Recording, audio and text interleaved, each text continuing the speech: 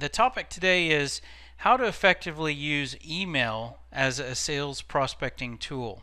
And before we get going, I do want to kind of level set that there are two types of emails that you might send or that your company might send.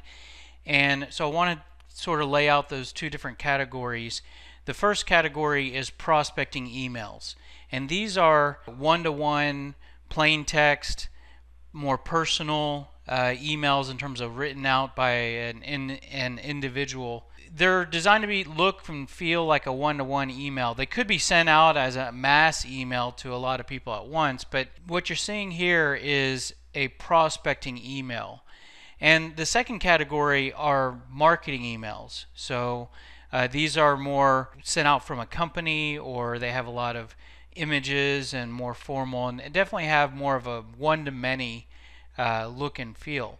The reason why I kind of differentiate those two categories is we're here to talk about sales prospecting, and so we're really going to talk about sending emails and using emails more as a salesperson and as an individual trying to proactively outbound reach prospects, and we're going to focus more on that first type, the prospecting emails, because and that's in line with the title today, which is how to use email as effectively as a prospecting tool. I do have a webinar on email marketing, and I'll point you to that at the end of this session. But I want to start out today by trying to take a step back to understand the prospect that we're trying to reach through email, or that we're trying to prospect to and that we're trying to sell to. And I want you to stop to think about these four different characteristics of the prospect that you're trying to reach. One is the prospects we're trying to prospect to are extremely busy, especially if you're doing B2B prospecting. Ideally, you're probably calling into maybe a manager level and above, a decision maker level. These people are extremely busy. I don't think that we need to explain that, or that that's arguable. The other thing is that those individuals get a lot of emails from salespeople. They're probably getting emails from your direct competitors, and they're getting emails from salespeople that have nothing to do with what you sell. There's probably a lot of different things that go into the person that you're trying to reach. The other thing to keep in mind is that the person that you're trying to sell to is likely not in buying mode at the time that you hit send on your perfectly worded email that you send over to them. When they receive your email, most likely they're not sitting there thinking about what is the pricing for whatever you sell, or needing to buy whatever you sell. It's not to say that they haven't thought about that recently, or it's not coming up in the near future. But when they receive your unsolicited or cold email, they're just likely not in buying mode. The other thing is that prospects will delete many emails without reading a lot of the message. I mean, if we kind of give them the benefit of the doubt to say that they're not just deleting emails without looking at them at all, I mean, we might do that if we're cleaning out our junk folder, or maybe even our promotional items folder. But if you get an email in your inbox, you are going to at least look at it in some way or another. I mean, what you may end up dealing with is your prospect being extremely high in an organization, and they have someone else reading their email, which is a whole nother challenge. But if we just assume that they are physically the person that receives your email, it's safe to assume that they will delete a lot of those emails without reading them to the fullest. They're going to glance at them real quickly, make a decision to delete. And we could call that the instant delete. Now, so these are four characteristics that are going on with your prospect. You could maybe add a fifth to say that prospects don't respond to your emails or my emails or anyone's emails. They're not responsive. But the reality is I believe that is more of a symptom of these four things. The fact that a prospect doesn't respond, it can be traced back to they don't respond because they're busy.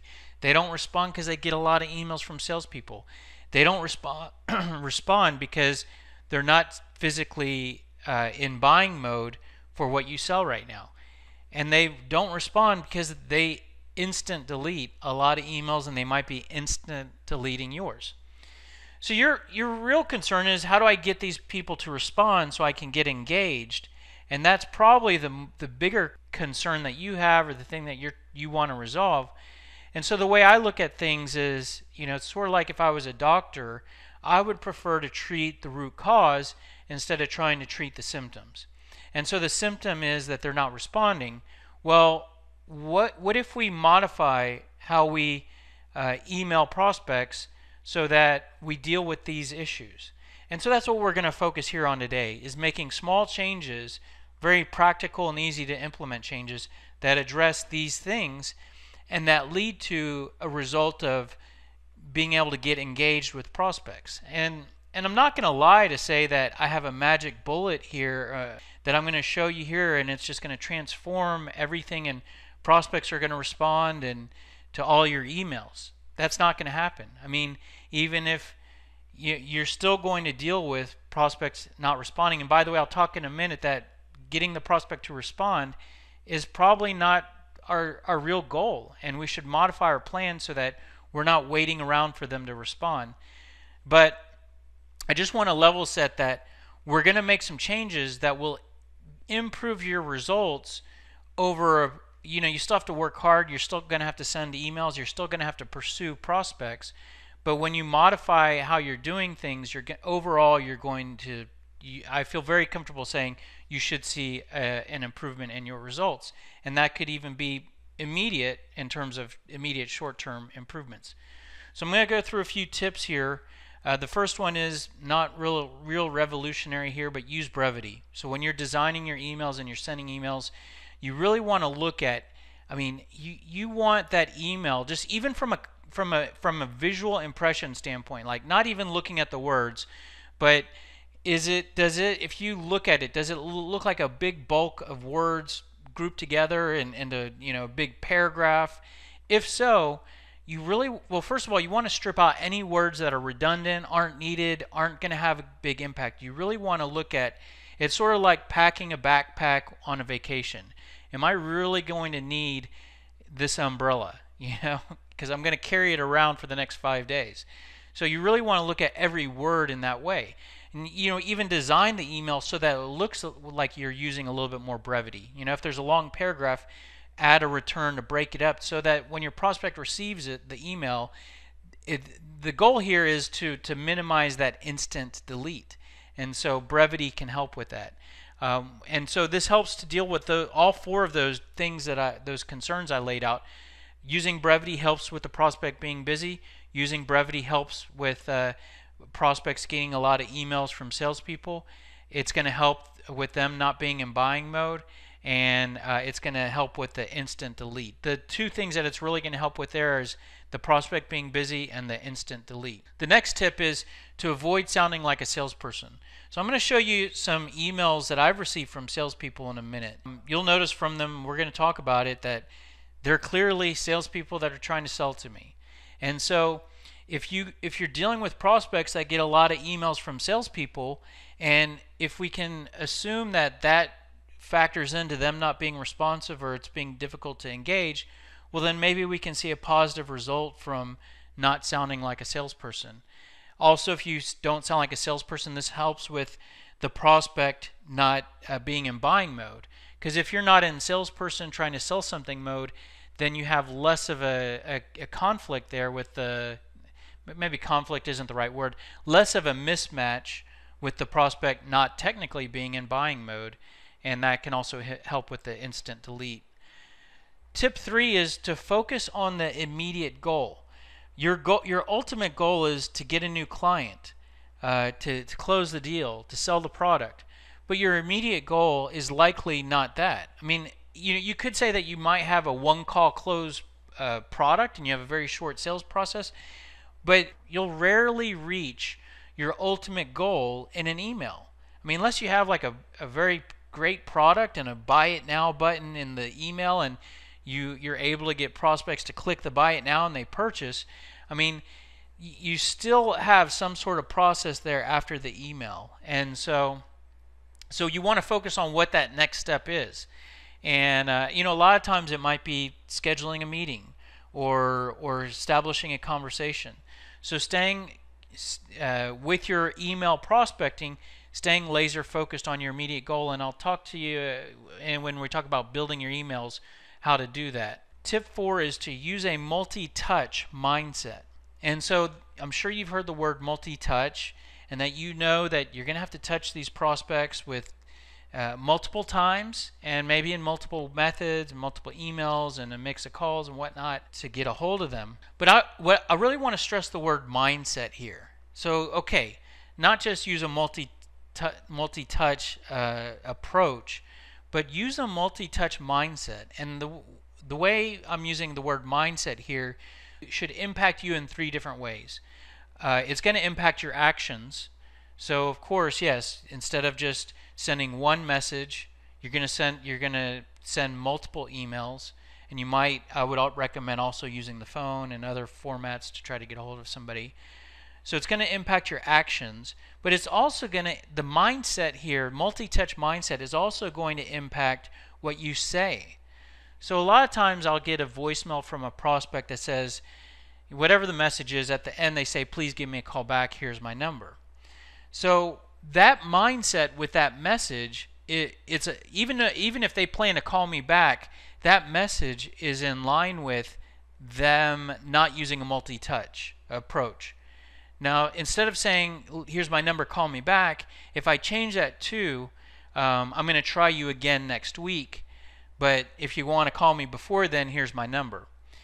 That change right there is communicating in a multi-touch way. It's communicating in a way where your message is aligned with having a multi-touch, that you're going to continue to reach the prospect. So this can impact what you say. It also can impact what you think. So if you send an email and the prospect doesn't respond, and you start to doubt or factor in, what do I do?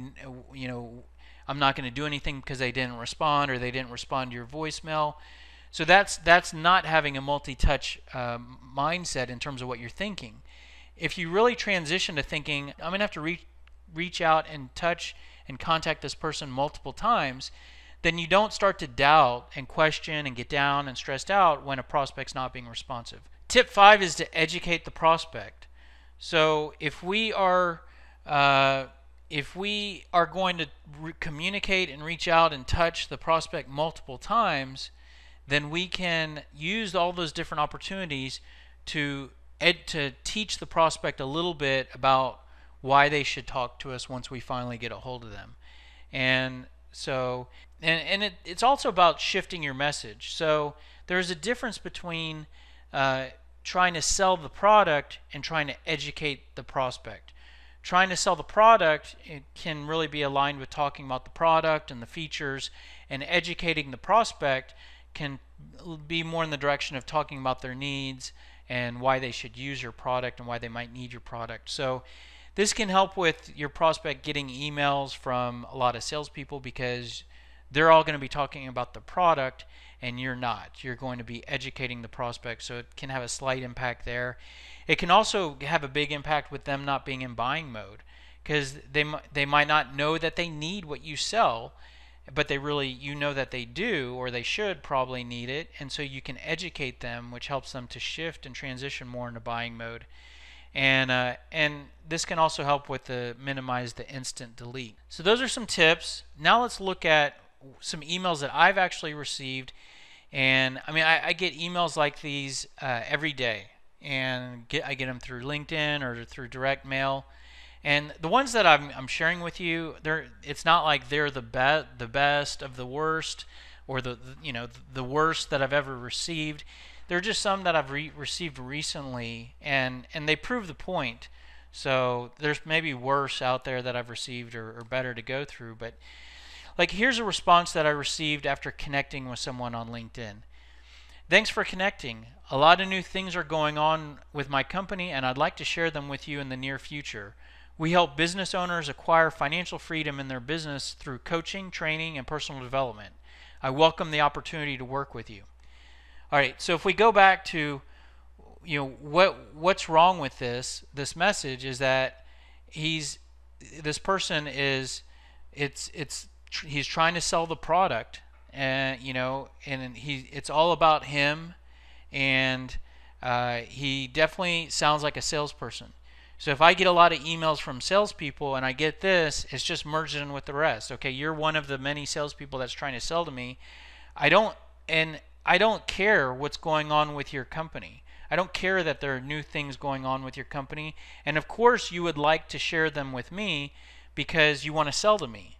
So it's a the whole angle here, I think, is off. Also, the subject of social selling and selling over LinkedIn, there's a whole nother conversation we could have there.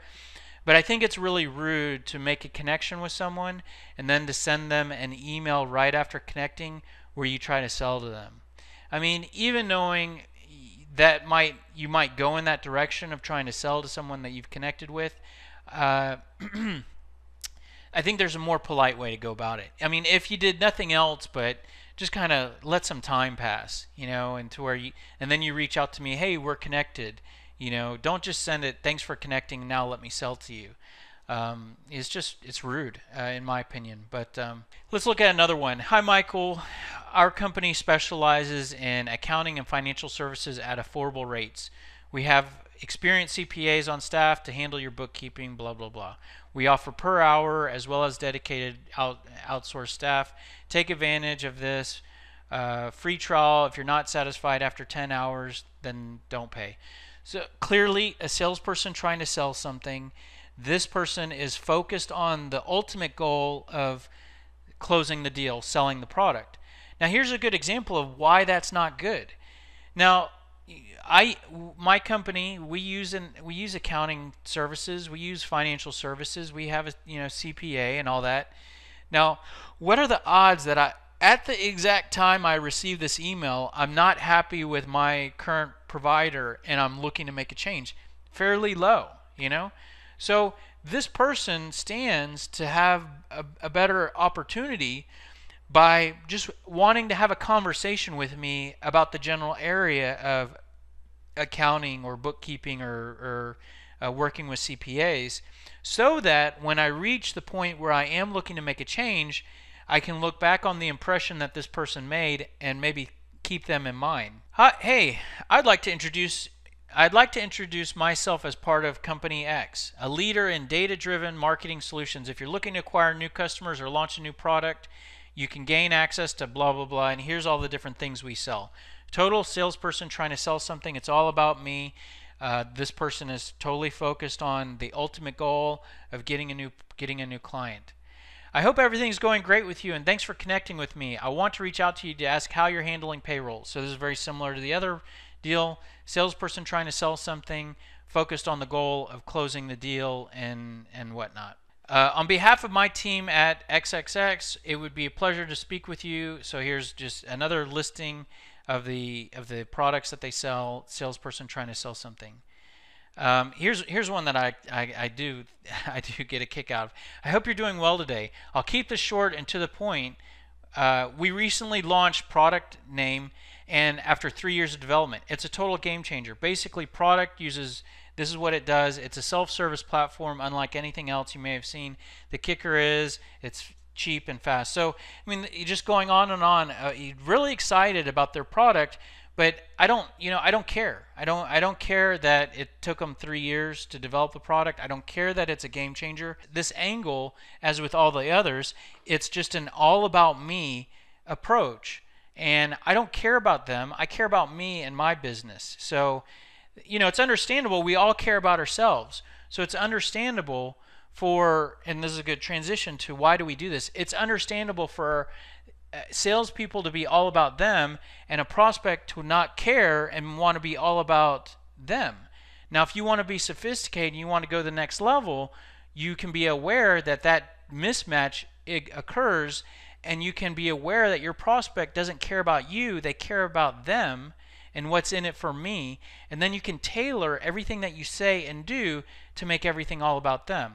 So the reason why that's not a common mindset is because we're trained to be product pushers and to be all about us. And let me explain why. If you think of how a company might train a new salesperson, let's say that someone gets hired and they go through a new hire sales training program.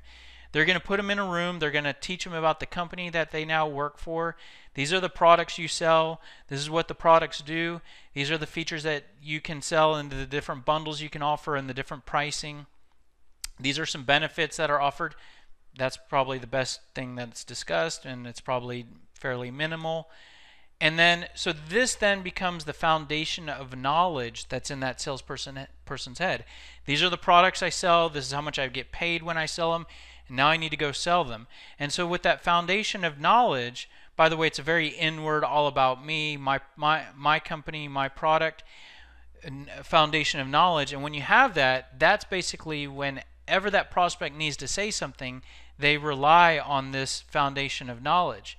And so that then impacts what they say when they introduce themselves, when they make cold calls, when they're sending emails, networking, what maybe is said on a company website, what they say over social media, what they say when they're delivering a presentation.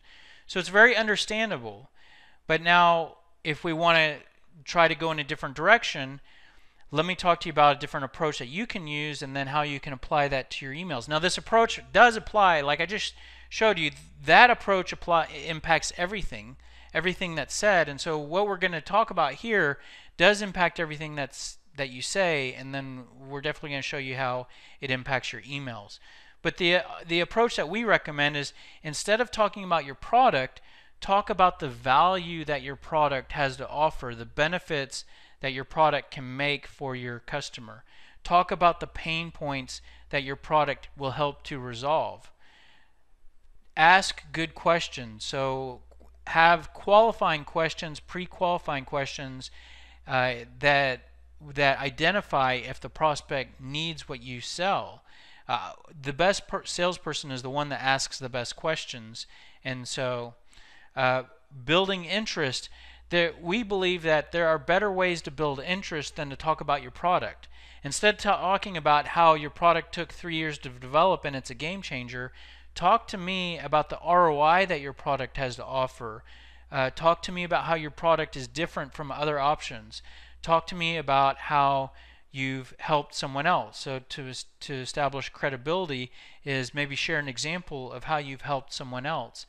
And the objections that you receive from your prospects should be part of your messaging, and in a way that you should have responses for your objections. And that can also impact your emails, and I'll talk to you about that here in a second. But once you have that as your foundation of knowledge, which is a shift, it's totally different way of looking at things. You really have to take a step back. It's much easier to talk about what your product is and what it does than to talk about all the benefits that it can help with. But when that becomes your foundation of knowledge, then that then becomes what you say when you introduce yourself to someone, when you're making a cold call, when you're sending emails and whatnot.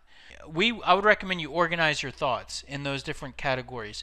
How do we help? What problems do we resolve? What questions should we ask? Blah, blah, blah. Now, SalesScripter can take you through that process. It can take you through that process step by step to say, okay, how does your product help from a value standpoint? What are the pain points that you fix? What are the qualifying questions that you should ask for each of those pain points, and so on. And now, by the way, that the software, once you organize all your thoughts into the software then will not only give you email templates that you can send for email sales prospecting, it's also going to use those same points for your voicemail script, for your call script. You get a bunch of stuff. But now let's get back to building your emails. And so instead of sending emails that say, hey, I'm with this company, we sell this, do you want to buy this? Let's send emails that focus on the benefits that you offer. You can send an email, and each of these topics could be an email by itself. So you can have an email that just focuses on the benefits that you offer. You could have an email that just focuses on the problems you resolve, an email that's only sharing a client example, an email that focuses on the objections that you receive. So let me explain how that works. So let's say that a prospect, an objection that you receive is that it's difficult to outsource supply chain management. Okay, that's an objection that you receive for the product that you sell. Well, you could create an email that is around, hi, Mrs. Prospect, I know a lot of people in your role often look at outsourcing supply chain management, and they run into a wall because it can seem like a nightmare. I don't know if you've reached that point, but that's why I'm reaching out. So there you go. There's an email, and it's not talking about your product.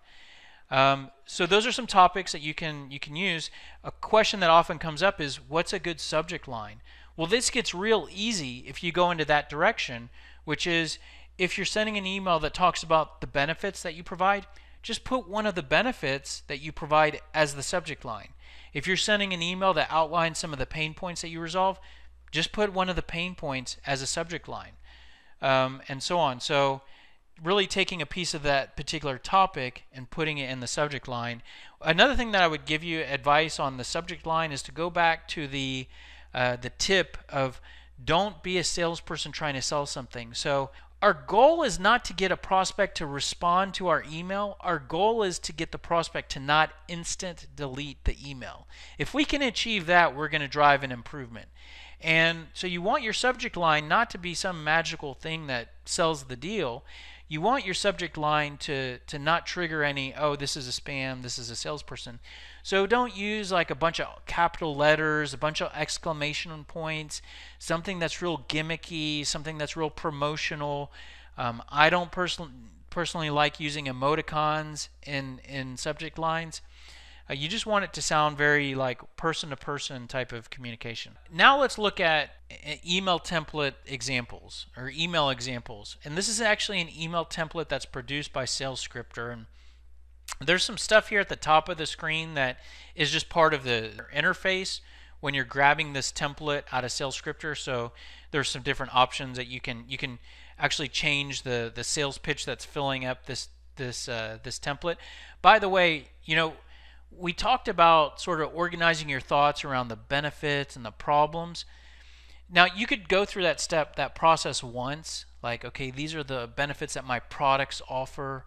But you could actually get a bit sophisticated and think about the different benefits for the different products, and that's a good advanced step to take. But where you get really advanced is you start to think about the different buyers that you sell to, and when you go in that direction, you might start to realize that the different buyers, you offer them different benefits. Like when you're selling into both finance and HR, the CFO you help in different ways than you help the VP of HR. So really tailoring your emails to those different buyers will take you to the next level, no doubt about it. I mean, you don't have to go there just right out of the gate. Let's crawl, walk, run. So crawl is going to be shifting more to this type of messaging, and then when you're ready to walk or run, you can build out those different campaigns for those different buyers. SalesScripter makes that real easy because you can just go through those different, you go through a sales pitch builder for the different buyers and the different products. But then once you're looking at a template, that's what this drop down at the top, it says sales pitch. You can click that drop down and change the pitch to, you could change from CFO to the one for the VP of HR, or one from manufacturing to change your pitch to retail, and the email changes. About half of the email is fixed text that we wrote, and we're basically just plugging in your company name and your bullet points and what you're trying to close for, and then your name at the bottom. When you send the email, of course, it doesn't have all those options at the top. You just send the actual body of the email. It looks like a personal email, or you could copy and paste and dump into another email system. But anyway, so this is a value message. So, hello Mark. The reason why I'm reaching out to you is that I'm with TechLight, and we help businesses to improve the design, traffic, conversion rates for their website. And then benefit 2, benefit 3. I have a lot of benefits here. You could actually maybe trim this down to the 3 or 4 key benefits that are the strongest, kind of maintain brevity. But then let me go on to the bottom. I don't know if you're interested in any of those benefits, so that's why I'm reaching out to you. I'll try to give you a call next week. So again, here is the multi-touch mindset, which is, I'm not saying, let me know if you need this, which is also not trying to sell the product. It's saying, I'm going to try you next week. So and then again, you give them the option to agree to a meeting if they want to move quicker than that. So that's what we call a pre-call value message. Here's a pre-call pain message, which is a very similar message. We're just plugging in and shifting to the pain points.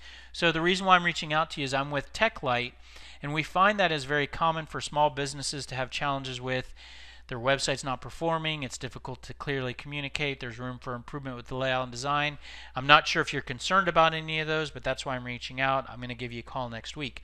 So again, and now let's look back at some of our goals. We don't want to sound like a salesperson. So by the way, when I say don't sound like a salesperson, I'm not saying you want to disguise yourself and act like you're somebody completely different. I want you to present yourself more as a business person. And so that's what we do here. We're a business person looking to solve problems. We're not a salesperson looking to push products. And so we achieve that. We achieve the multi-touch mindset. We're not looking to sell the product. We're looking to move to the next step, our immediate goal. And so like I said, these aren't magic emails that you're going to get responses to every email that you send. But what we're doing is we're minimizing all of those different challenges that I talked about at the beginning.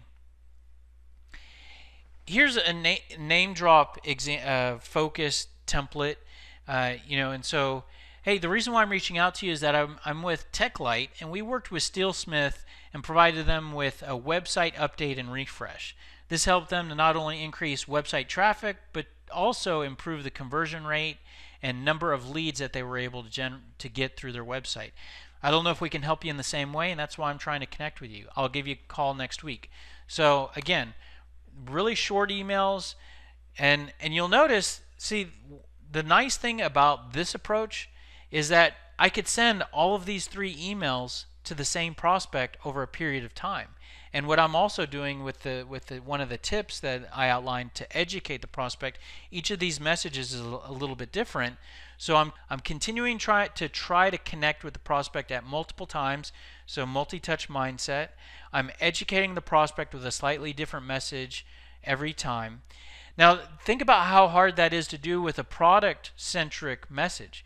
If I email you and I tell you the product that I sell and the company that I'm with and what the product does, and that's really the type of messaging that I use, what can I really send you if I want to email you again? I mean, I can email you again and talk about my product again. Actually, and I do get emails in that direction too, which basically a salesperson will just reply to that same email. Did you get my email? Are you sure you don't want to talk?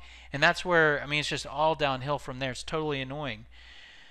So those are some examples of the email templates that are produced by SalesScripter. There are also examples of what I would recommend that you transition to improve your sales prospecting. All these emails are able to be accessed inside of SalesScripter, and there's dozens of others in there. For example, there's also you can use the same logic and create pre-call emails. You can create post-call emails, meaning emails that go out to someone after you've talked to them or after they said, hey, call me back. You could create post voicemail emails. So now, like I said, we're not recommending you just send that email and sit back and wait for them to respond. We actually do recommend some sort of call cadence. So this is part of the ebook that you should have received from your registration here, but here's an example of mixing your pre-calls with your emails, pre-call emails with calls and voicemail messages and voicemail follow-up emails and whatnot. So now I mentioned that I showed you those 3 different emails, and I said you could send these to the same prospect. We've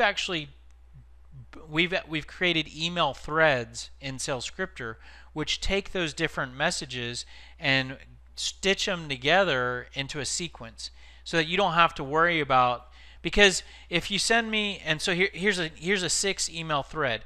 Email number 1 is value message. Then wait 1 to 2 weeks, or depending on however long or short you want to wait. 1 to 2 weeks, then you send the pain message. 1 to 2 weeks, then you send the name drop message. 1 to 2 weeks, then you send the qualify message. I didn't show you the qualify message. The qualify message is one like, see, once you have your qualifying questions that you should ask, you could send an email that says, hey, I'm trying to determine if it makes sense for us to talk.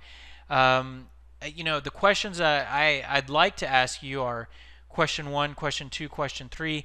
If your answer is anywhere close to yes to any of those, we probably could have a very productive conversation. And so that's the message. Now, that's a weaker message than the first 3. So it's one worth sending, but that's why it's later in the thread. You're beginning to sort of get close to sort of giving up here if you haven't gotten them on the phone and you haven't gotten a response. So that's when you can start to send that qualify message. The next message is definitely, it's a product message.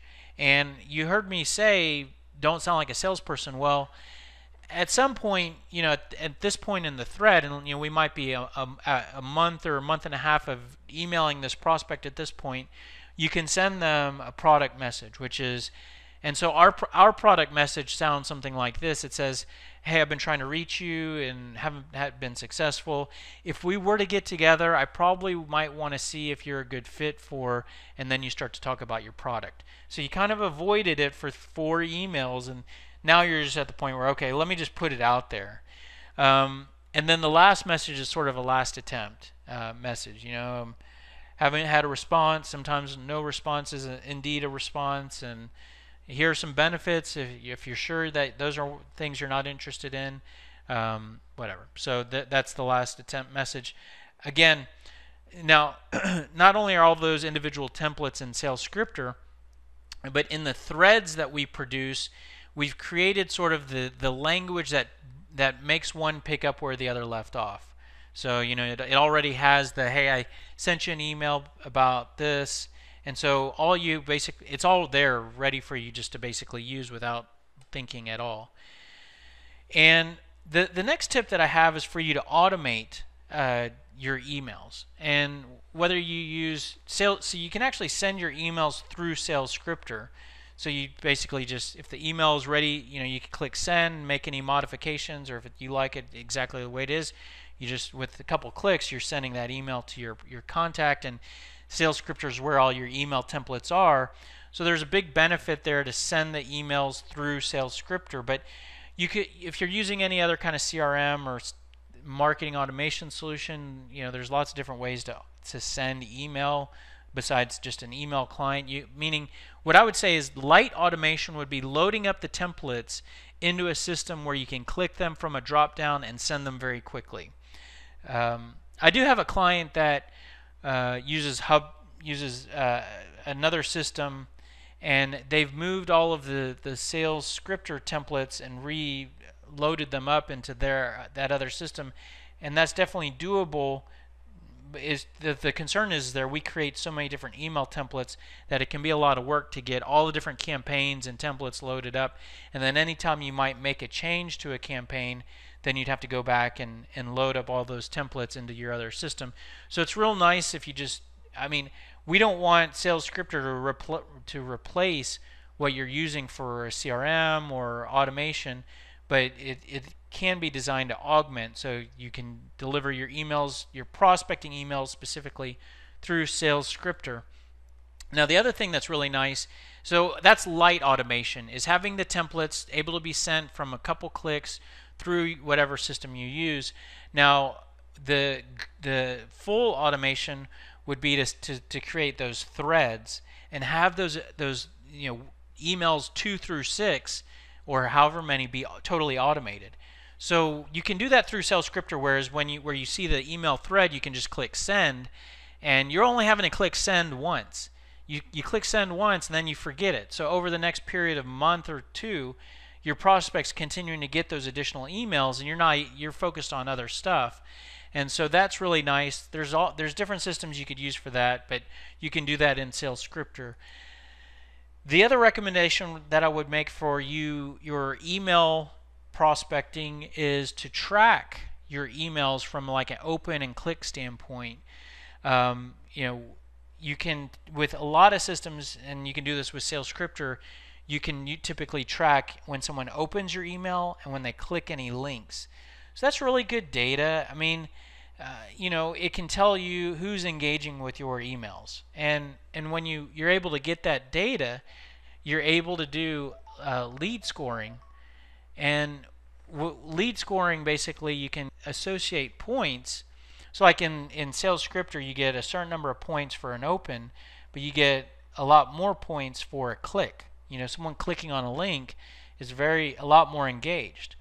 So when you're able to do lead scoring, you can see what prospects are engaging and then who is a warmer lead for you to follow up on, so you can make better decisions on who you pursue. Once your emails are designed, then you might reach a point where there's somebody that you want to reach and you don't have their email address. Believe it or not, you can actually guess a prospect's email address with pretty good accuracy because of the way most businesses use a naming convention for their email addresses. I just listed out almost probably the majority of the different naming conventions here on this page for your prospect. So if you know what company they work for and you know the web address for a prospect and you know what their name is, you can use one of these different combinations and typically figure out a prospect's email address. So you could either do trial and error and guess a prospect's email. If it doesn't bounce back, then you can kind of assume that you got it right. There are some different tools out on the internet that will verify an email address. We actually have one inside of Sales Scripter. It's a feature we call an email guesser. So that whole list of different potential combinations of email addresses, our software actually does that for you. So you basically put in the first name, put in the last name, put in the website address, and basically our software will verify and go out across the internet to all the mail servers and find which one of those works. And that is pretty much it. Like I said, we're not really hitting the topic of marketing emails there, which that's sort of the email drip and marketing emails from a company. It's a whole nother conversation. We've actually recorded a whole webinar on that topic, and so it's actually out on our website. And so this is the URL to where you can view that webinar. And the webinar is how to build email drip campaigns that convert sales. Now, what I would say is the way that you can think about prospecting emails and marketing emails and how they might work together is if I'm pursuing a prospect and I'm sending them my prospecting emails, maybe I have them in the current process of an email thread, I don't really want to hit them up with marketing emails too. So it's when they sort of end, I'm kind of done prospecting to a prospect. It's not to say that maybe they're not a closed prospect where they've said I'm not interested and I never will be, or they're saying don't ever contact me again. Maybe it's just like they're not responding and they said they don't need it right now. Then you might want to transition that prospect from a prospecting email sort of mode to a marketing email mode. And then that's when you would put them on something that is similar to what we would discuss in this webinar, which is creating different campaigns. Now, the similarity between that module, that training module, and what we talked about today are the topics that you would send. So in a prospecting email, I might send you an email that says, I know VPs of HR in your industry struggle with this, this, and this. And so you're listing out the pain points. In a marketing email, you might, instead of listing out the individual pain points as bullet points, you might create a blog post that is on one of the pain points by itself, and then you're sending a marketing email with a few paragraphs of that blog post with a link for them to read more, and you send that out as your drip campaign, which, by the way, if you're on this webinar, you've gotten, I'm sure, emails from Sales Scripter, so you should know exactly what I'm talking about there, because we eat our own dog food, and that's what we do. And so, but that's explained in that webinar. I'd encourage you to check it out. And that's pretty much all I have for you today, just to kind of bring that all together to say how we can help you if you want more help with email prospecting. What we offer is what we call the SMART sales system. And so SMART stands for sales messaging. So I've been through a lot of sales training, and a lot of sales training that I've gone through, either if it's delivered by the employer, it's sales training focused on the product. And I think that knowing about your product doesn't necessarily teach you what to say. I can know that my product does this, but that doesn't necessarily, before I can have an opportunity to talk to my prospect about my product, I need to get my foot in the door, and I need to say something in order to do that. So we focus on teaching, providing methodology and tools around sales messaging. And what we also provide tactics on is responding. So it's not just about what questions you should ask, it's about the logic of how to respond to your prospects' responses to your questions, how to respond to your prospects' objections, how to respond that you continue to drive the prospect through your sales process and drive them to close. And then the T is for tactics. So sometimes people look at strategy is important and tactics is not so important. So, and by the way, a lot of my clients are people, brilliant sales managers, and they have brilliant strategies about how we're going to grow this business and how we're going to grow the sales team and what we're going to do with the product. But what they're missing are the tactics for what their salespeople need to do. A great example of this is a sales manager that hires someone based on personality and past experience, gives them product training and then a territory and a quota and a comp plan, and says, go make it happen. I've taught them about the product, they have a great personality, and they have good experience, so it should all happen. And the reality is that there is a lot of direction you can give there. When you're out there, you're going to face this objection, so you should respond to this objection in this way. When you're trying to get the meeting, here's a good way to get the meeting. Here are good things to focus on. So we're all about the tactics. We're all about making it crystal clear what you should do. Now, the SMART sales system is delivered in 3 ways to you.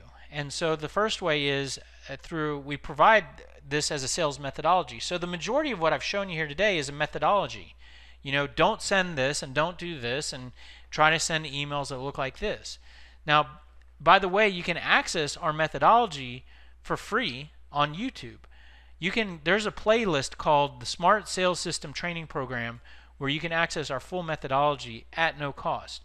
Now, you can also access our methodology through ebooks on our website, and there's a paperback book on Amazon if you want to purchase that. And like I said, you can watch our recorded training.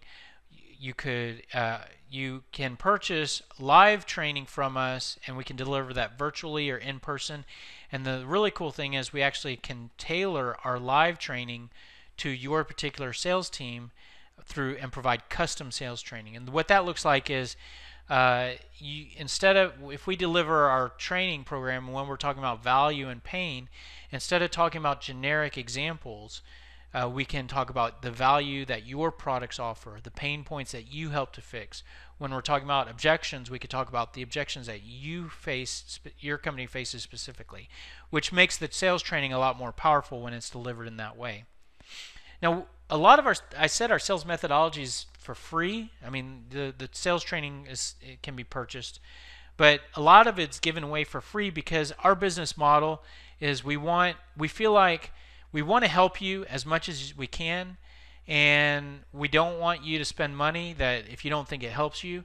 But we feel like if you really appreciate our methodology and you want to fully incorporate it, you need to use our software platform. And that's really our business model, is we make money from adding new subscribers to our software.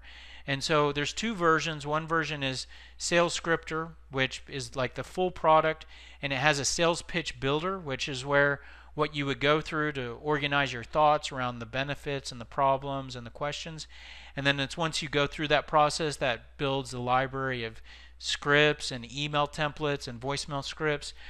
You also do get CRM functionality, which allows you to load up contacts and log notes and tasks and activities, and also deliver emails and automate emails and send those email threads. And we do have a light version of Sales Scripter called Sales Prospector, which basically it's the sales pitch builder that's stripped out, and the Prospector account is linked to a particular Sales Scripter account. So it's kind of like a parent and a child relationship, or a master account and then a user account. It's designed this way so that to roll the solution out across a team, where you don't want your salespeople having to go in and create the pitch and go through the sales pitch builders. They don't even see that. They just see, okay, here are all my sales tools and here are all my emails, and they can load up their own contacts and use the CRM and email automation. The last way that we can help you is through professional services. So we provide sales consulting to help companies to build their sales pitch. We can either build your script, and some clients have us do that outside of SalesScripter, but typically we always end up, when we're building out messaging, we always end up typically working our way back to building a client's messaging inside of SalesScripter, helping to map out sales processes, looking at existing scripts and making changes. And then we provide sales coaching to salespeople one-on-one on a recurring basis at whatever frequency they need, weekly, monthly, bi-weekly, bi-monthly, and that's typically purchased in coaching hour blocks. So that is all we have for you today. And here is my contact info. If you have any questions or you need anything,